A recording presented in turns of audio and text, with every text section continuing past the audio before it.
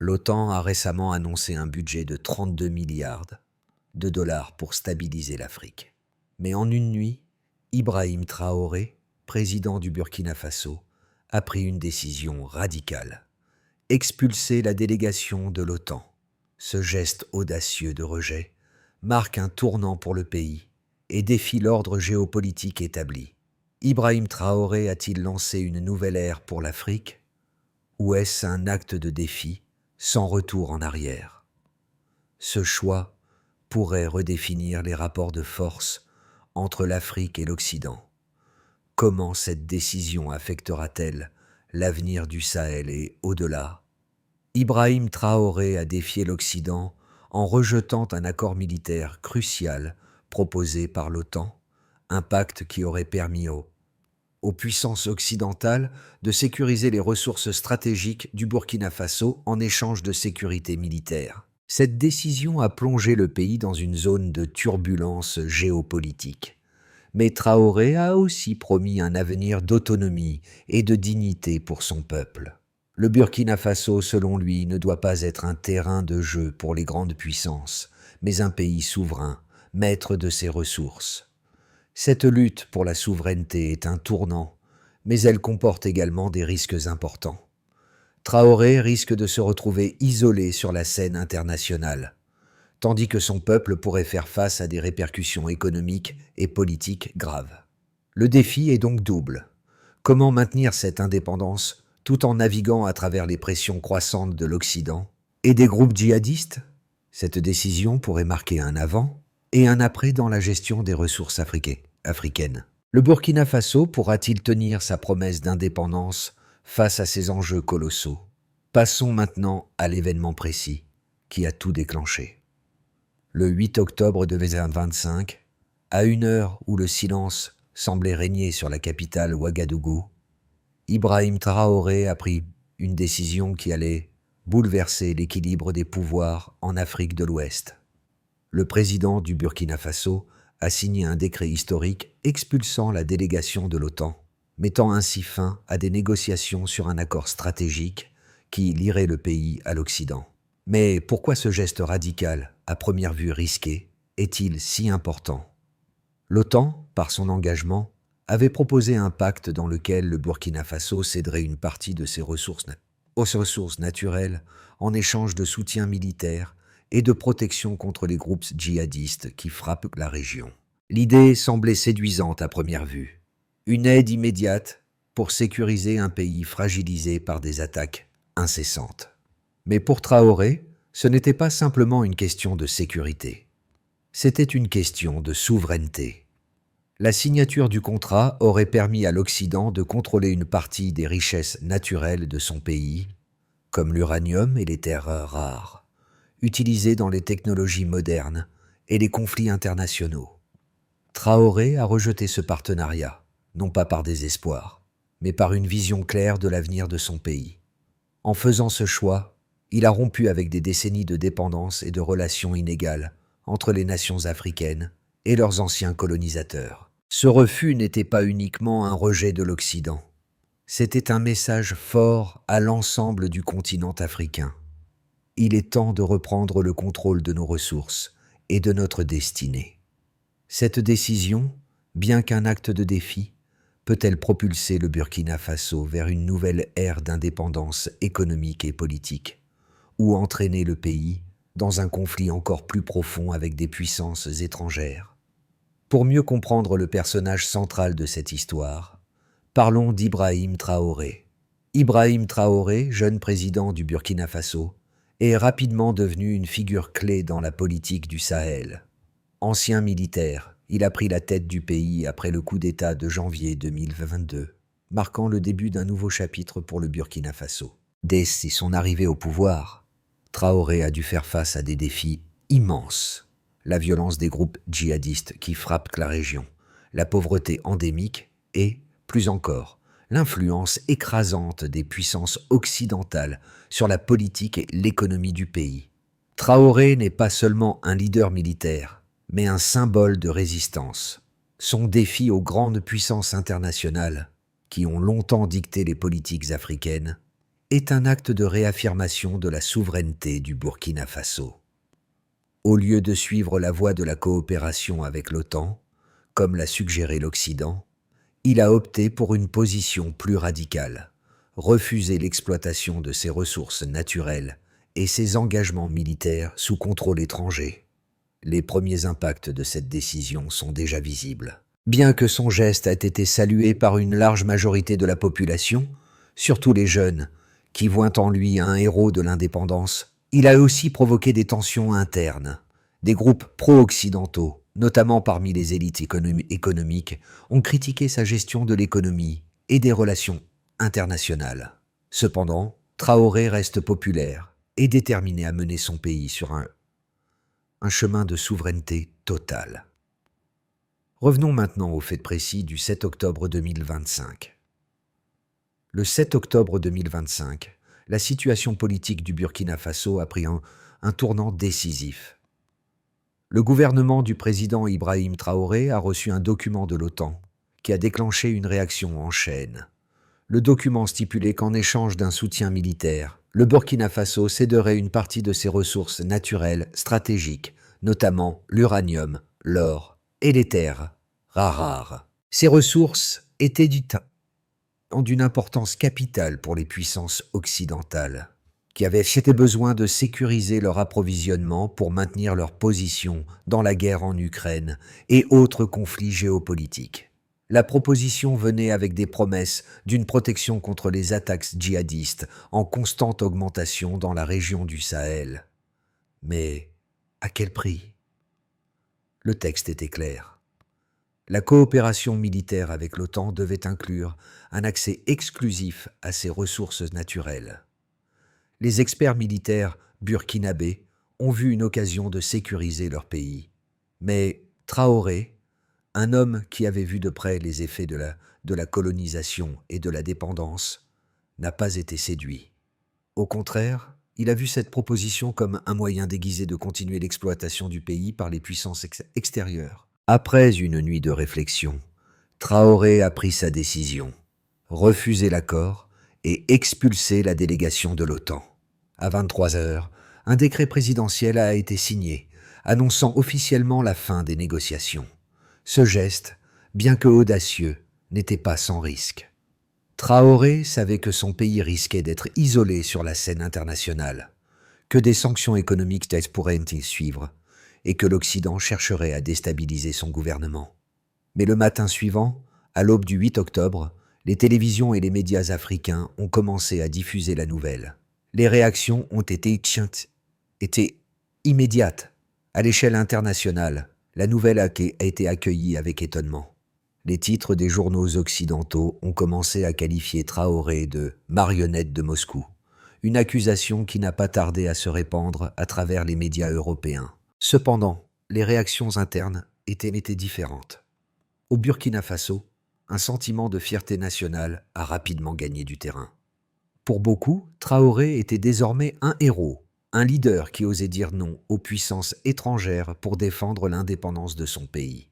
Le lendemain, un autre tournant majeur a eu lieu.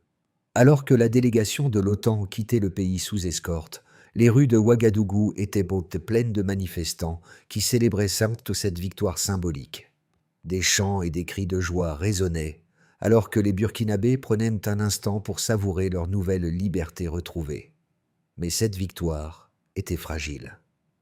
Le 9 octobre, un groupe de militaires burkinabés pro-occidentaux a tenté d'organiser un coup d'État, espérant renverser Traoré et rétablir les liens avec l'Occident.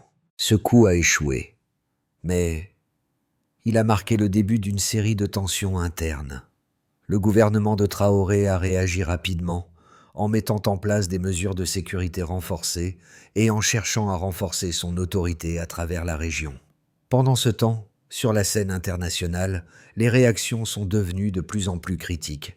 Des sanctions économiques ont été imposées par plusieurs pays européens et l'ONU a appelé à une réunion d'urgence pour discuter de la situation au Burkina Faso.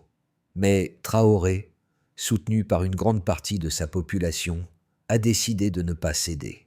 Il a réaffirmé son engagement envers la souveraineté de son pays, même si cela signifiait affronter de puissants ennemis. Au 10 octobre, les grandes puissances du monde ont commencé à revoir leur stratégie. L'UE a suspendu une grande partie de son aide au développement, mais certains pays voisins ont commencé à proposer une alternative. Le Mali, le Niger et d'autres pays du Sahel ont ouvert la voie à une coopération accrue avec le Burkina Faso, espérant que cette nouvelle alliance pourrait non seulement offrir un soutien militaire, mais aussi économique. Examinons maintenant les chiffres et les données économiques qui entourent cette crise. Lors de l'expulsion de la délégation de l'OTAN, les chiffres ont rapidement pris une place centrale dans le débat. Le Burkina Faso, un pays de 22 millions d'habitants, a vu son économie plonger dans une incertitude immédiate.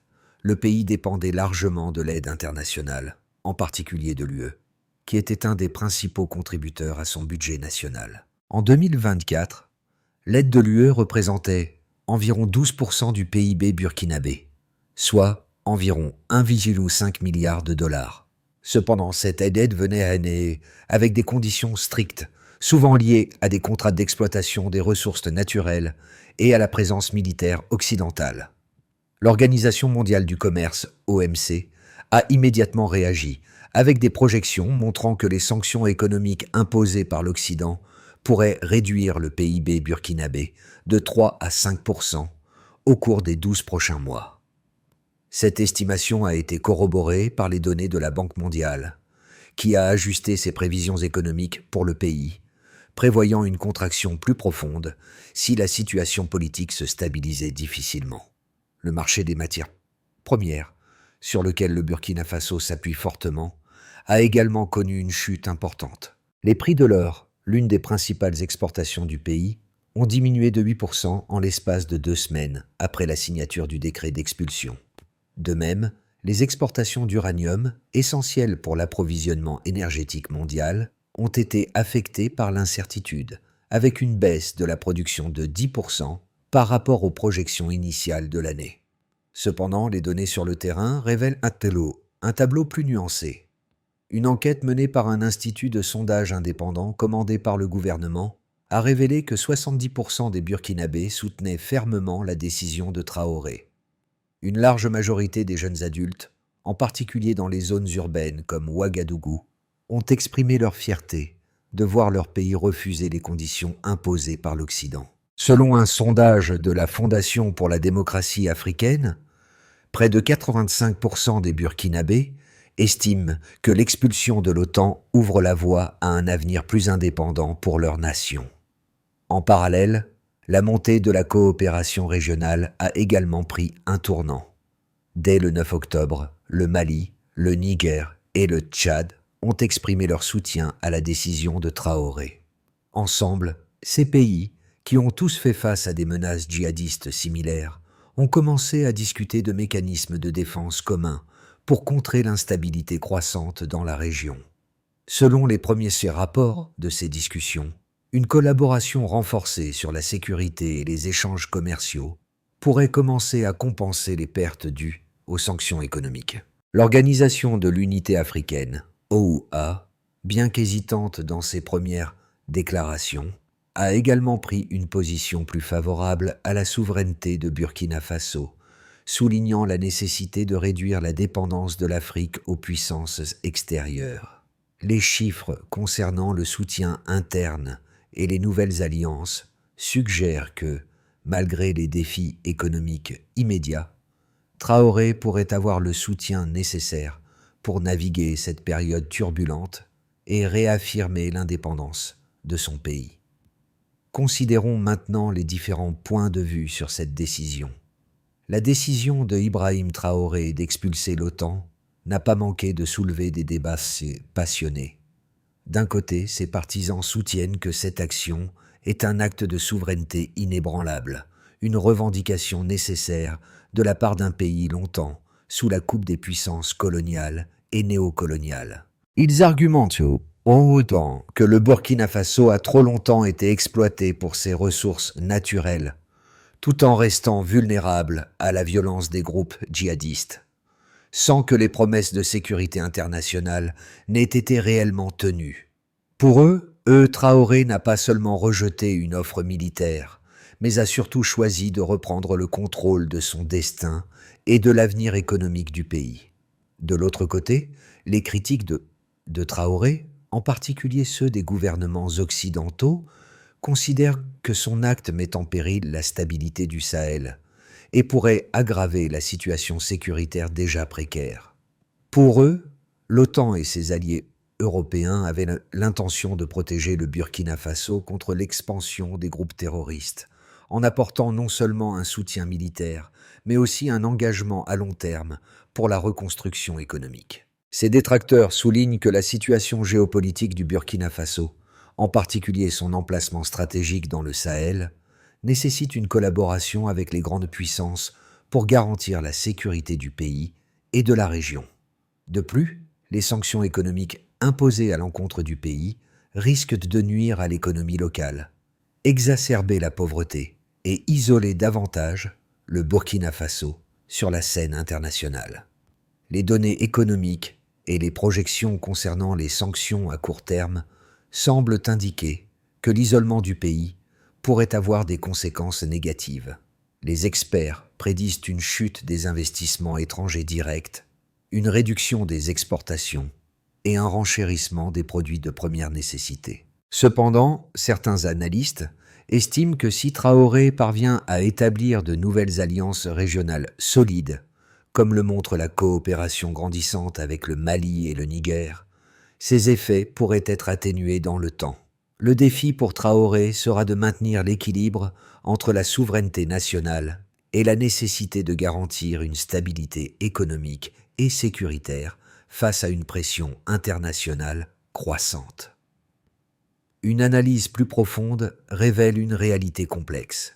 Ce qui semblait être une décision courageuse de la part de Traoré, un acte audacieux pour l'indépendance de son pays, pourrait bien cacher une réalité plus complexe. En repoussant l'OTAN, il n'a pas seulement défié l'Occident, il a ouvert la voie à un isolement économique et diplomatique qui pourrait avoir des répercussions considérables sur le long terme. Les premières conséquences ont été immédiates. La chute des exportations de ressources naturelles, la baisse des investissements étrangers et la perte de certains partenariats stratégiques. Mais le véritable tournant se joue au niveau régional. Alors que la pression internationale augmente, Traoré semble rediriger ses efforts vers la coopération intra-africaine. En s'alliant de plus en plus avec le Mali, le Niger et d'autres pays du Sahel, il cherche à construire un bloc régional solide, capable de résister aux pressions extérieures. Ce n'est pas seulement une question de sécurité, mais de redéfinir les relations économiques du continent. Le Burkina Faso pourrait ainsi devenir un modèle de souveraineté économique, loin des influences extérieures. Cependant, cette nouvelle dynamique pourrait-elle suffire à surmonter les défis économiques et sécuritaires qui se profilent à l'horizon? Seul l'avenir nous le dira. Penchons-nous sur les conséquences concrètes observées. Les conséquences de la décision d'Ibrahim Traoré d'expulser l'OTAN sont multiples et se font déjà ressentir à la fois au niveau économique et géopolitique. Sur le plan économique, le Burkina Faso a rapidement observé une chute de ses exportations de ressources naturelles, notamment l'or et l'uranium, qui constituent les principales sources de revenus pour le pays. Après l'annonce du décret présidentiel, le prix de l'or, l'une des principales exportations du pays, a baissé de 8%, tandis que la production d'uranium a chuté de 10% par rapport aux projections de l'année. La suspension de l'aide étrangère a également exacerbé la situation, notamment dans les secteurs de l'éducation, de la santé et des infrastructures. En revanche, cette décision a également conduit à des développements positifs sur le plan régional. Le Burkina Faso a renforcé ses relations avec les pays voisins comme le Mali et le Niger, qui partagent des préoccupations communes en matière de sécurité et de développement économique. Ces alliances ont permis de créer une nouvelle dynamique dans la région, visant à réduire la dépendance aux puissances occidentales, tout en cherchant des solutions locales aux défis sécuritaires. Les premières preuves de cette coopération régionale renforcée sont visibles. Le 9 octobre 2025, Un accord de sécurité entre le Burkina Faso, le Mali et le Niger a été signé, mettant en place une force de défense commune pour contrer les groupes djihadistes opérant dans le Sahel. Bien que ce partenariat soit encore en phase de développement, il a d'ores et déjà permis d'installer une certaine stabilité dans la région malgré les tensions croissantes. Cependant, ces efforts ont un prix. Les sanctions économiques imposées par l'Union européenne et d'autres puissances occidentales ont commencé à se faire sentir. Le PIB du Burkina Faso a diminué de près de 3% au cours du dernier trimestre, et les prévisions pour les prochains mois ne sont pas optimistes. De plus, le pays a dû faire face à des hausses des prix des biens de consommation et une diminution des investissements étrangers directs. La situation sociale se dégrade lentement, notamment en raison de l'augmentation du coût de la vie. Au niveau politique, la décision de Traoré a radicalement changé les relations du Burkina Faso avec le reste du monde. La communauté internationale, particulièrement l'UE et les États-Unis, a exprimé des préoccupations concernant le respect des droits de l'homme et la stabilité du gouvernement de Traoré. Cependant, à l'intérieur du pays, sa popularité reste élevée. Les Burkinabés, dans leur grande majorité, soutiennent cette quête de souveraineté et sont prêts à endurer les difficultés économiques pour maintenir leur indépendance. Cela a aussi conduit à des changements notables dans l'opinion publique en Afrique. Le refus d'Ibrahim Traoré est vu par certains comme un modèle de résistance face à l'influence extérieure. D'autres pays du continent, notamment le Mali et la Guinée, ont exprimé leur soutien à la décision de Traoré, estimant que l'Afrique doit prendre en main son propre avenir sans être soumise aux pressions externes. Dans ce contexte, le Burkina Faso pourrait jouer un rôle de leader dans un mouvement plus large visant à réécrire les règles du jeu géopolitique en Afrique. Pour envisager l'avenir, examinons 3 scénarios possibles pour les mois à venir. L'avenir du Burkina Faso, sous la présidence d'Ibrahim Traoré, se dessine à travers plusieurs scénarios potentiels, chacun portant son lot de défis et d'opportunités. Examinons-les un par un pour les 6 à 12 prochains mois. D'abord, le scénario optimiste, où le Burkina Faso prend son envol régional. Dans ce cas, la coopération régionale avec le Mali, le Niger et d'autres pays du Sahel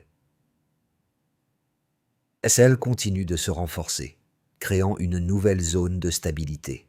Les alliances économiques et sécuritaires entre ces pays permettent au Burkina Faso de compenser la perte d'aides internationales et la région devient un modèle de résistance face aux pressions extérieures.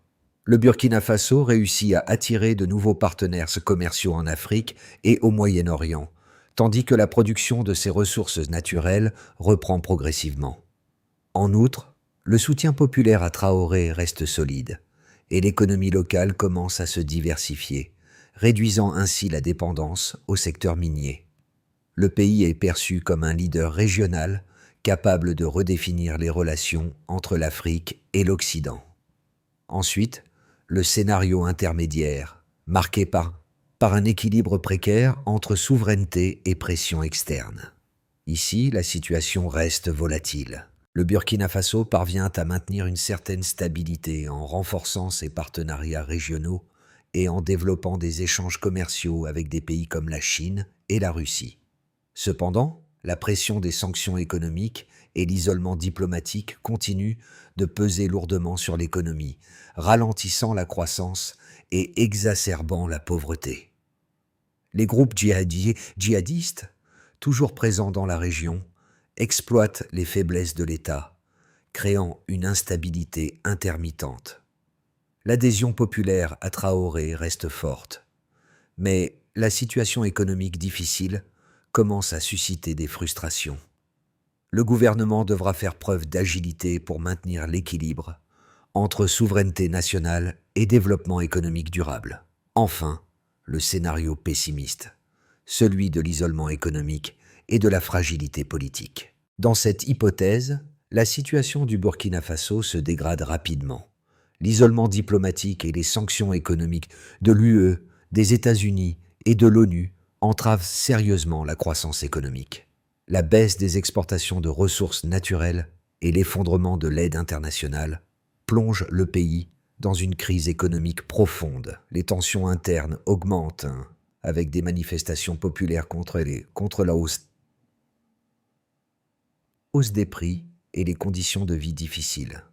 La sécurité reste précaire et les attaques djihadistes se multiplient, rendant la situation encore plus instable.